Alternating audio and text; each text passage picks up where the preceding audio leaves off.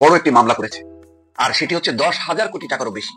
এটি ঋণ আত্মসাৎ এবং পাচারের অভিযোগে মামলা করা হয়েছে। এখানে বলা হচ্ছে যে সেই কুখ্যাত এস আলম, তার স্ত্রী এবং 5 ভাই সহ প্রতিষ্ঠানটির 67 জনের বিরুদ্ধে এই মামলা করা হয়, যার আর্থিক পরিমাণ এখানে বলা হচ্ছে 10,479 কোটি টাকা।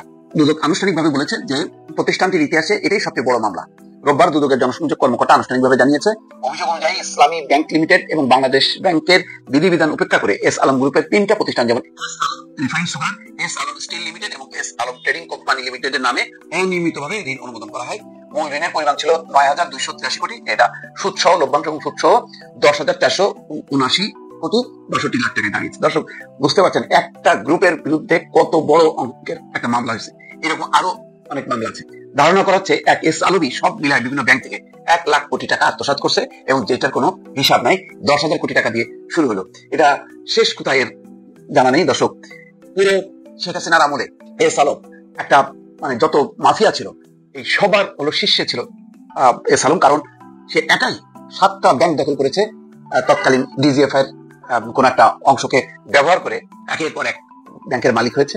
মালিক হওয়ার পর সমস্ত ব্যাংক থেকে যত তার আমানত ছিল সেই আমানত ঋণ আকারে একের পর এক বের করে নিয়েছেন। কোন রকম কাগজপত্র কিচ্ছু নাই। তার বাড়ির চাকর বাকর পিয়ন গ্রামবাসী যত ছিল তাদেরকে মাসোয়ারা দিত আর তাদের নামে সমস্ত ঋণ অনুমোদন করে ভুয়া প্রতিষ্ঠানের নামে বের করে নিয়ে গেছে, যার আর হদিশ নেই।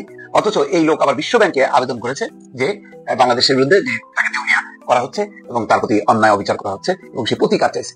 অথচ তার অসংখ্য ঋণ অনুমোদনটা একেবারে জালিয়াতিতে ভরা, যেটা প্রমাণিত হয়েছে। ইসলামিক ব্যাংক তাকে একটা সবচেয়ে লাভজনক একটা ভালো ব্যাংক ছিল, সেই ব্যাংকটাকে একদম ফোকলা বানায় ফেলছে এই এস আলম। এবং এর মূল কারণ হচ্ছে পেছনে ছিল শেখ হাসিনা এবং তার যেই পুরো পরিবার এবং আরো যে রাজনৈতিক মাফিয়ারা, তারা মিলেমিশে এইভাবে বিপুল পরিমাণ টাকা বের করে নিয়ে গেছে। সবচেয়ে ভয়ঙ্কর টাকা উত্তোলন হয়েছে নির্বাচনের আগে, তখন 2 হাতে টাকা মিলাইছে এবং শুধু স্লিপ লিখতেন তিনি আর সমানে ব্যাংক থেকে টাকা বের করা হয়েছে। একেবারে মনে হচ্ছে ব্যক্তিগত সব সিন্ধুকে যেমন টাকা থাকে, মানুষের টাকা সেখান থেকে বের করে আর দেয় এবং তার কোনো জবাবদিহিতা থাকে না, ব্যাংকগুলোকে সেইভাবেই নিজের সিন্ধুকের মতন করে ব্যবহার করছে।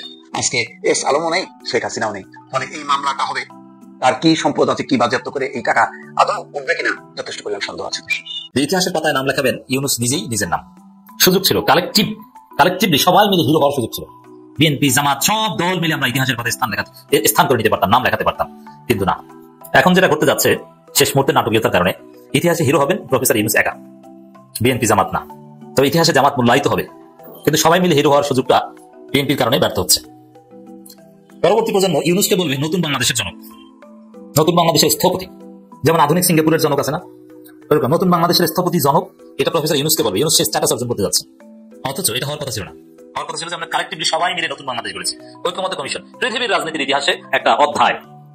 পৃথিবীতে যদি কোনো ক্রাইসিস হয় কোনো দেশে, ল্যাটিন আমেরিকার দেশে, এমনকি ইউরোপের পর্তুগালও এখন ঝামেলা হচ্ছে বিভিন্ন জায়গায়। ইউরোপের দেশেও রাস্তায়, ফ্রান্সে মাঝে মাঝে ঝামেলা হয়, আপনারা দেখেন না, ইটালিতে বিভিন্ন জায়গায়, গ্রিসে অচল অবস্থা।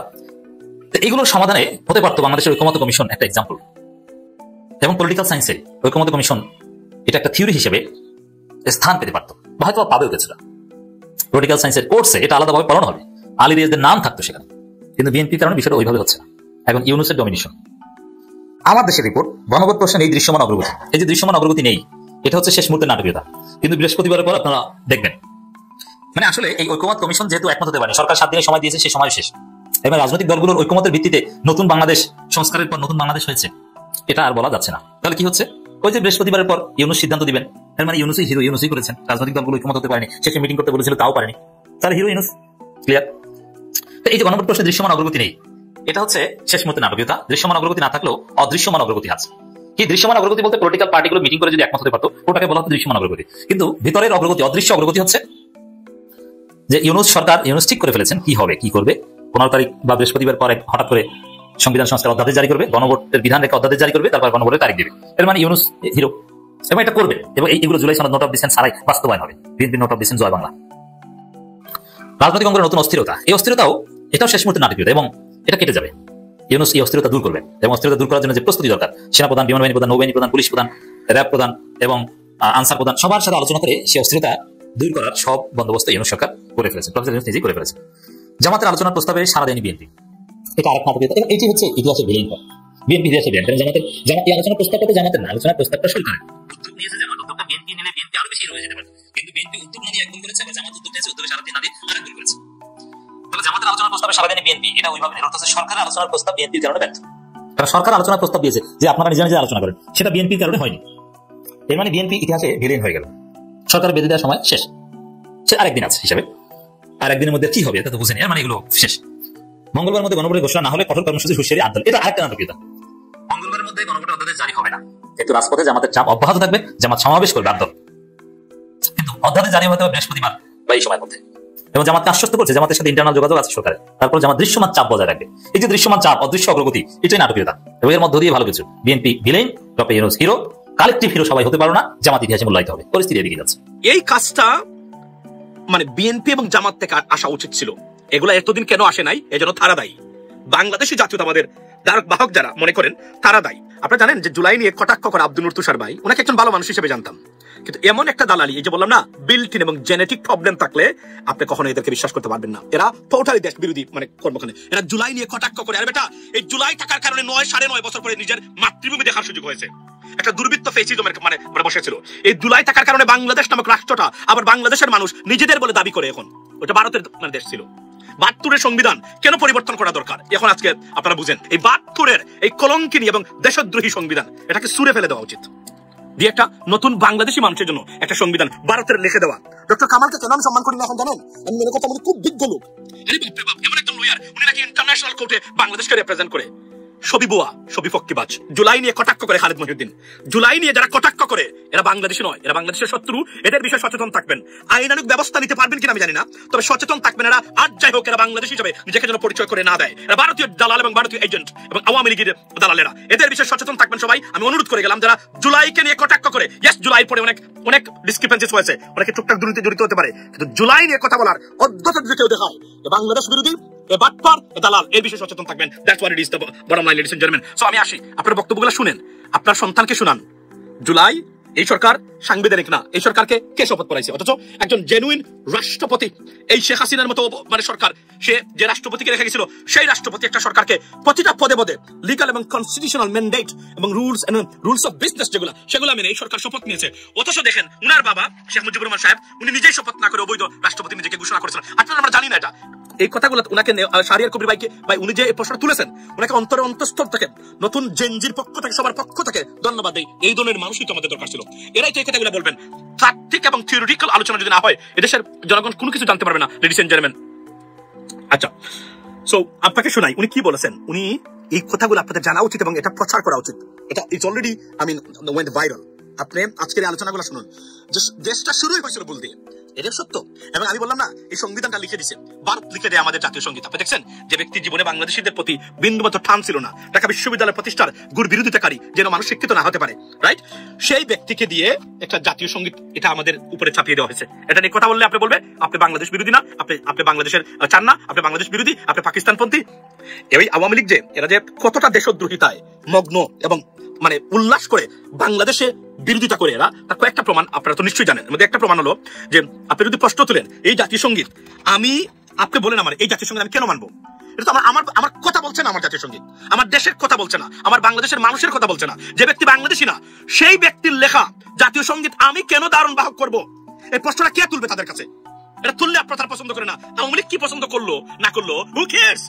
আওয়ামী লীগ একটা চরম বাংলাদেশী এবং বাংলাদেশ বিরোধী একটা সংগঠন এবং এদের নেতৃবৃন্দ, এরা এই কাজটাই করেছে। তারা দেশটাকে তারা বিক্রি দেওয়ার চেষ্টা করেছে, প্রতিটা ক্ষেত্রে তারা বাংলাদেশ বিরোধিতায় মানে মগ্ন। এগুলো যখন সাপোর্ট করে, বা এই যে বিএনপির অনেক নেতৃবৃন্দ 72-এর সংবিধানের, আই ডোন্ট আন্ডারস্ট্যান্ড দ্যাট।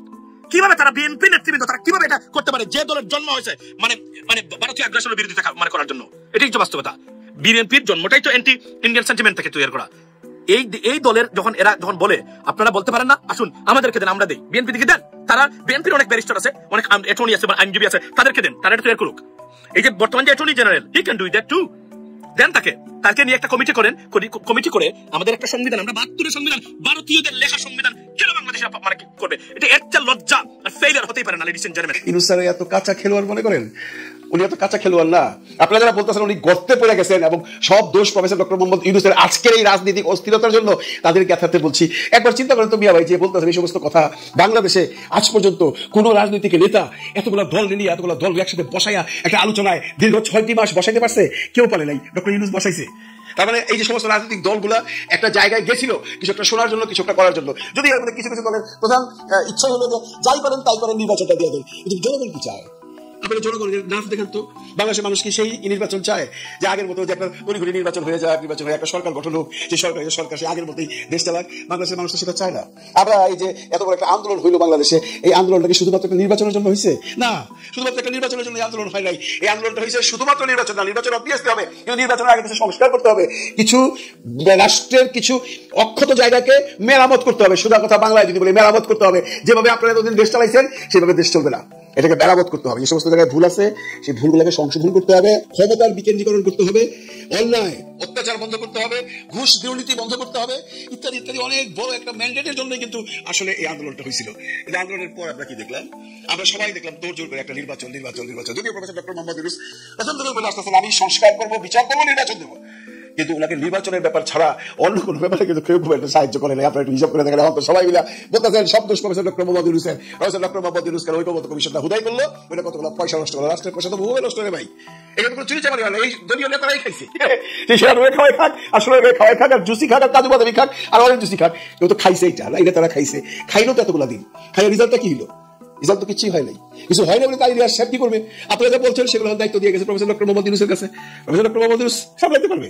আপনারা যারা ভাবতেছেন হায় আল্লাহ এখন কি হবে, প্রফেসর ইউনূস তো একটা বিরাট বিপদে পড়ে গেছে, এখন কি এই যে 11 তারিখে হেফাজত সহ ইসলামী সমমনা আর দল জামাত ইসলামের এত বড় মিছিল হবে, এটাকে সামলাইতে পারবে? তারপর 13 তারিখে আওয়ামী লীগের একটা মিছিল হবে, এটাকে সামলাইতে পারবে? পারবে। আপনারা ওনাকে এত কাঁচা খেলোয়াড় মনে করেন না। আর কিছু আছেন যারা বিদেশ থেকে বিভিন্ন রকমের ইউটিউব কন্টেন্ট তৈরি করেন, তারা এখন নতুন একটা মানে বাতকি বাত চালু করতেছে পুরা রাজনৈতিক মহলে, যে আর্মি নাকি বলছে আমরা প্রফেসর ডক্টর মোহাম্মদ ইউনূস স্যারের সাথে লাই। আমরা বলতেছিলাম আমরা লাই রাজনৈতিক কোনো ব্যাপারে আমরা হস্তক্ষেপ করবো না। ওনারা কারণ দেখাইতেছেন, কি কারণে করবেন না? যে ভাই আমরা রাজনৈতিক ব্যাপারে হস্তক্ষেপ করুন, কোথাও কোনো গুলিগোলা চালাবো, তাহলে আপনারা করবেন যে আর্মির ব্যাপার বিচার করো, এই সমস্ত করলে আমরা শুনে গেলাম। এগুলো সব ভুয়া কথা।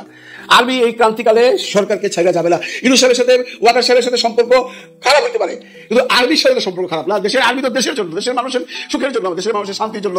যারা বলতেছেন যে আর্মি আর নাই প্রফেসর ডক্টর মোহাম্মদ ইউনূসের সাথে, তাদের জ্ঞাতার্থে বলতেছে আপনারা বোকার সঙ্গে বাস করেন। বাংলাদেশের আর্মি এত বেইমান না, বাংলাদেশের আর্মি সময় মতো ঝাঁপায়া পড়বে। নাহলে আপনারা একটা জিনিস মার্ক করেন নাই, গোপালগঞ্জে যখন এই এনসিপির ছেলেরা বিপদে পড়লো, এই আর্মি তো যা বাঁচাইলো, এই আর্মি সম্বন্ধে এই ছেলেরা কম কথা বলছে, বাঁচাইছে তো, এটা তাদের ডিউটি, তারা এটা করবে। কেউ যদি ভেবে থাকেন বা কেউ যদি এরকম প্ল্যান করে থাকেন যে আমরা এই সমস্ত উস্কানিমূলক কথা বলে আর্মিকে সবাই দেবো দূরে, আর্মি থাকবে না, পুলিশের তো এমনি নিষ্ক্রিয়, তাদের কোনো মানে রাইফেল নেই, কিছুই নাই, লাঠি দিয়ে তার জন্য ঠেকাইবো, আমরা এর মধ্যে সমস্ত কিছু আদায় করে নিয়ে যাবো, ইউনূস সরকার বসে বসে কলা চুষবো না। উনি সময় মতো সঠিক সিদ্ধান্তটা নেবেন, এবং সিদ্ধান্ত উনি নিয়ে নিয়েছেন মনে মনে। উনি আর 2 দিন অপেক্ষা করতে থাকেন। উনি ভাবছিল হয়তোবা দলগুলা বৈশা একটা ঝামেলা বিচারের ব্যবস্থা করতে পারতো বা করুক, এই ধরনের আশা বা আকাঙ্ক্ষা তার ছিল। কিন্তু জামাতের কথা যখন বিএনপি ফিরে দিয়েছে, তারপরে উনি আশাহত হয়ে গেছে যে না, এরা বসবে না, ডিসিশন আমাকেই নিতে হবে। এখন ইউনূস যে ডিসিশনটা দিবেন সেটার দিকে তাকাই থাকেন। তারপরে বলেন তো কে বলবেন যে আপনার ডিসিশন মানি না, নামিনা রাস্তায় আসবেন? আপনারা তো অনেকেই বলতেছে যে জামাত যদি রাস্তায় নামে তাহলে বিএনপি ঘরে বসে থাকবে, আমরা শক্তি প্রদর্শন করতে পারি। আমরা তো এটা চাই না, বাংলার জনগণ সেটা চায় না যে একদিক থেকে জামাত আসুক, একদিক থেকে বিএনপি আসুক, এসে মারামারি করুক, আবার সেই গন্ডগোল শুরু হয়ে যাক। এতে করে কিন্তু সেই যে তৃতীয় শক্তি ওনারা সুযোগ দিয়ে নেবে। আপনারা তো পারলেন না, আপনারা সবাই একাত্তা হইয়া, এই দলগুলা যে কোনো ভাবেই একাত্তা হইয়া তৃতীয় শক্তিকে মোকাবেলা করার মতো ক্ষমতা আপনাদের নাই। কারণ আপনারা আছেন সবাই যার যার নিজেদের স্বার্থে। কে কখন আছেন ইলেকশন করবেন, এমপি হবেন, মন্ত্রী হবেন, সাংসদ হবেন, মাল কামাবেন, এই ধান্দা এখন ছাড়েন না। আপনারা দেশটার জন্য কিছু ভাবেন। এই যে এতগুলো মানুষ মারা গেল, এতগুলো মানুষ পঙ্গু হলো, এখনো রাস্তায় চিৎকার শোনা যায় তাদের, তাদের জন্য একটু মায়া হয় না? বাঁচবেন তো ভাই, সারা জীবন বাঁচবেন না তো, একদিন তো যাইতে হবে উপরে, ওখানে যে বিচার দিলে সেই বিচারের সামনে দাঁড়াইতে হবে। এই মাল এই টাকা কি হবে দেখেন নাই? আগের সরকারে যারা মাল কামাইছে এখন কি অবস্থা হয়েছে? বাংলাদেশে এমনটি আবার হইতে পারে। কারণ জানেন তো, বাঘ যখন মাংসের স্বাদ পাওয়া যায় তখন খালি মাংসই খোঁজে। বাঙালি শিখা ফেলাইছে যে স্বৈর শাসককে কি করে উৎখাত করতে হয়। আপনারা যে যেভাবেই ভাবেন না কেন, যে যেভাবেই সরকার আসতে চান না কেন, সরকার এসে আবার একটা স্বৈর শাসক হবেন, পারবেন না। 10 দিন লাগবে আপনাদের সবাইতে, বাংলার মানুষ আবার রাস্তায় নামবে। কারণ এরা আন্দোলন করতে এরা হেবিচুয়েটেড হয়ে গেছে। সেই 52 থেকে শুরু করে আজ পর্যন্ত লাস্ট 24 জেলা দেখাইছে। এরপর আপনাদের বোঝা উচিত, এখন আসেন সবাই মিলা চুরি চামারি বন্ধ করে